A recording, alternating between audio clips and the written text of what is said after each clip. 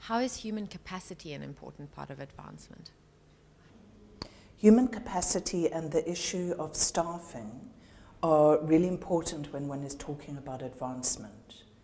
The main reason for this is that advancement is a very broad and inclusive approach to positioning one's organization in its external environment to be able to attract resources. And that operation, that approach, is really dependent on a certain group of skills within an organization. So who plays those roles, who holds those skills, and how they are translated into the work of attracting funding is a really important consideration, not only in setting up one's organization and one's advancement operation, but also in how one brings together those sets of skills to be able to attract funding. And what skills are essential for an advancement function? The kind of skills that are really important for advancement, for implementing the advancement approach, include at a very basic level all of the sort of fundraising skills that are required. But in addition to that, there's a whole range of skills. The way we look at advancement, we look at it in terms of 10 elements. And those elements really account for or accommodate 10 areas of operation, 10 ways of functioning in an organization. And they include, and I'll go through the different elements and then I'll highlight through that what kinds of skills are required. So, for example, leadership is critical to advancement. And for that, there's obviously a whole range of leadership skills that are required for attracting funding. Those leadership skills are then critical to the building of external relationships, another element. So looking at the leader as the person responsible for actually building those relationships, but then also looking at skills required amongst the broad staff body, also in the endeavor to build external relationships. Governance is a critical element. So when you start looking at what sort of skills are required at a governance level, we would also be looking internally at the sorts of skills required to service a governing body, to service a board. If we look at basic fundraising skills required in an advancement approach, we would be looking at prospect research, the identification of potential donors.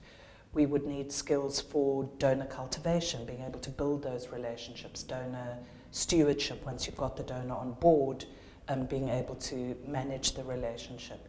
We would need proposal writing skills. We would need a whole range of skills around financial management, for example. That's another element. So that the donor funding and organization gets in, they're able to manage properly. We would require quite serious and finely tuned communication skills. So the voice of the organization and its visibility are really critical. They're a critical aspect of advancement. So understanding how to engage with the media, understanding the importance of profiling one's organization and the sorts of positions an organization takes on various social issues. And how do you combine skill sets when an organization only has the budget to fund a small number of people? One of the questions we get asked regularly in discussing how one sets up an advancement operation is how an organization accommodates all the skills requirements when one has a limited staffing budget. For small organizations, the challenge is obviously a very real one about how do you ensure that you have good leadership and good prospect research and good donor stewardship, as well as someone who writes good proposals, along with an excellent finance manager or finance management system, along with great board trustees, staff who have the skills to write good proposals, staff who have the skills to project manage effectively and deliver on contracted donor requirements, staff who have the skills in communications and how to profile an organization, who understand social media, who are skilled in understanding strategic communications and how an organisation gets its message out there. So the challenge is a real one, and the answer that we usually give is that in those sorts of circumstances, often the most effective staff are staff who have multiple skills, who are skilled across a range of endeavours. So in our experience, financial management is a very particular skill. You don't often have people who are skilled, for example, in financial management and communications. But you may have a leader who's very skilled in relationship building and proposal writing, who also understand the importance of communication. You may have a project manager who has very good writing skills and can produce proposals, and who's able to write effective reports for donors. So the combination of skills and combining a variety of requirements into different posts is really important. And often that's only possible once you've brought people on and your staff start to show their different strengths. It often is, I would say, quite difficult to recruit for a particular combination of skills. So that the process of sort of running an advancement operation is often quite organic and depends on who you have in the organisation. If a non-profit organisation is struggling just to fund its staff, surely it's not critical to invest in a public relations or marketing department. I think when non-profits are struggling with funding, there are a number of things that sort of go first. They're the easy removes. The things that get dropped, for example, are, say, a marketing post or a communications post. In an advancement approach, this is quite problematic because communications are so critical to how an organisation is profiled and the sorts of messages and the sorts of channels an organisation uses to get its messages out there. So our argument would be, even if an organisation can't afford a communications section or a particular post for communications and marketing, that they need at least to be sure that they retain a marketing function or a comms function within an organisation. Cool. What role does the executive director play? The executive director's role in an advancement framework is really key. Usually it's the executive director who is the face of the organisation, who speaks on behalf of the organisation. They're the voice of the organisation. They would usually direct relationship building. They would be responsible, I suppose, for initiating different kinds of partnerships and alliances between the organisation and other stakeholders or other organisations. Certainly the executive director in most instances would be the most visible member of staff, the most visible person in an organisation. That said, though, in an advancement approach, every single staff member has a role to play. Program staff, for example, those engaging with clients, would have a very specific kind of engagement externally. They would be building relationships all the time with the people they work with. The receptionist, in answering the phone or welcoming people into an organization's physical space, would be part of building relationships. So in many ways, there are aspects of relationship building in every staff member's portfolio. And I think it's very important to bear that in mind. Is having a dedicated proposal writer and prospect researcher critical? In the sort of broad scheme of the non-profit sector in South Africa, there are actually very few organizations who can afford to employ dedicated proposal writers or dedicated prospect researchers. Most organizations combine those skills with other requirements in a job scope. It's a tough one because both are absolutely critical functions in being able to attract resources to your organization. But it is usually relatively straightforward to combine, say, proposal writing output or prospect research output with other roles.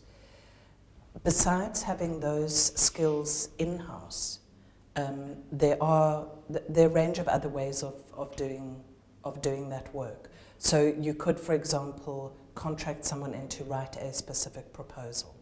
Some proposals can get extremely technical and complicated and require focused attention, and it often works better to bring someone in purely to work on that deliverable.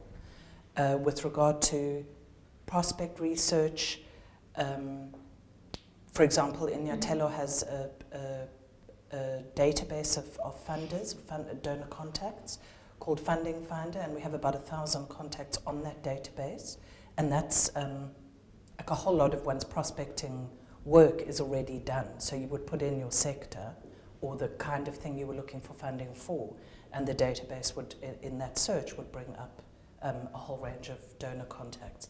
In a way, that's just the beginning of your prospect researching, is getting those contacts, and you would then want to drill down and work out who in that pool are the most appropriate to approach.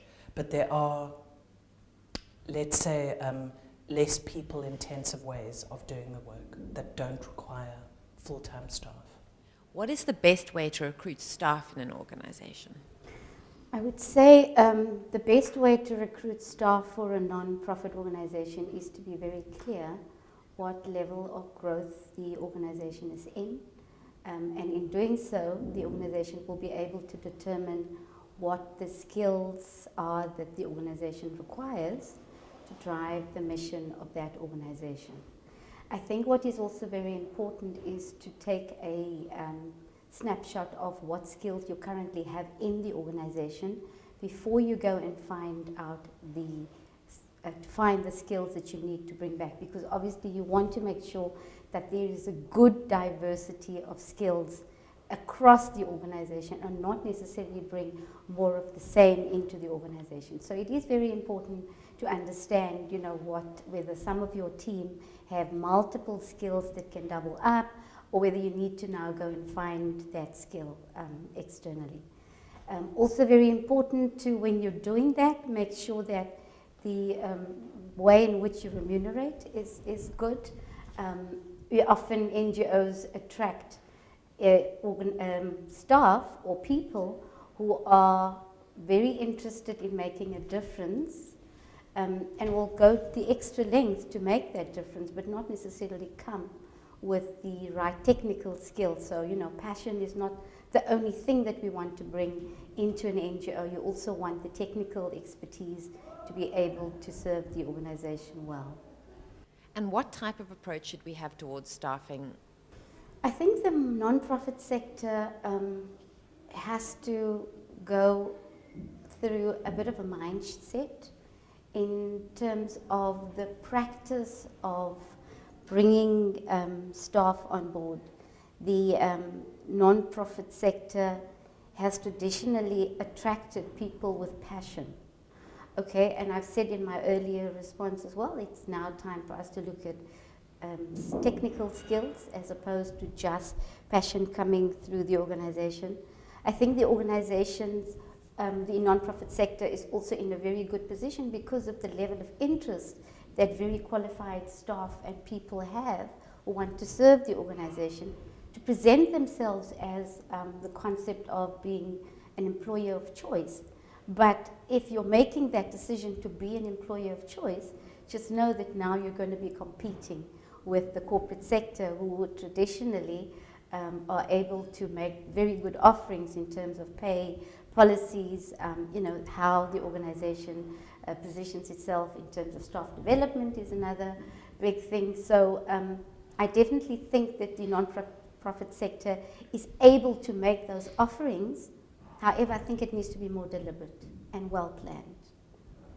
The non-profit sector can't always offer competitive salaries, thereby attracting a certain type of candidate. Are there any other benefits one could use instead? Working with communities is often very taxing. It can be. because of the work that we do, because of the reason that we exist, the non-profit sector work is often very, very complex.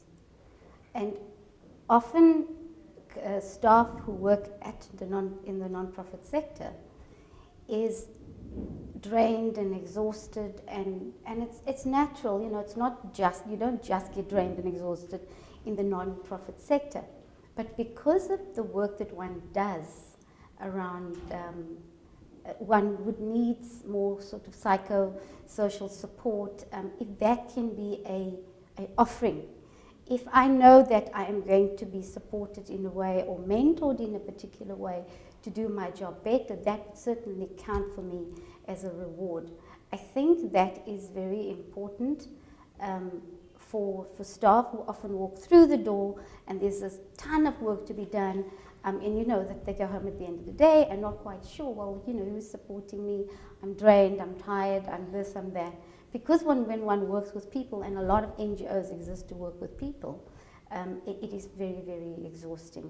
So that's the number one thing. The second thing is that if you're not able to offer very good salaries, then the least one can do is to make sure that you have maybe time off for staff, or you shorten the working hours, or you find other ways to be more flexible. So that would be the second thing. Another way that one can do that is, besides just giving time off, is find other ways in terms of how does one develop people? How do you exchange with other NGOs who are serving or delivering a particular program?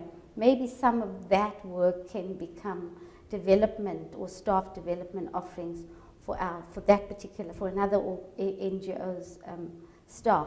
And then exchanging ideas like that amongst within the sector could be seen as staff development, and it's often not really seen as that at the moment. But that's what it is, short of the NGO having to go and find money to develop the staff, business writing skills. I think of NGOs who are doing amazing work in the arts. Some of our staff would really like opportunities like that.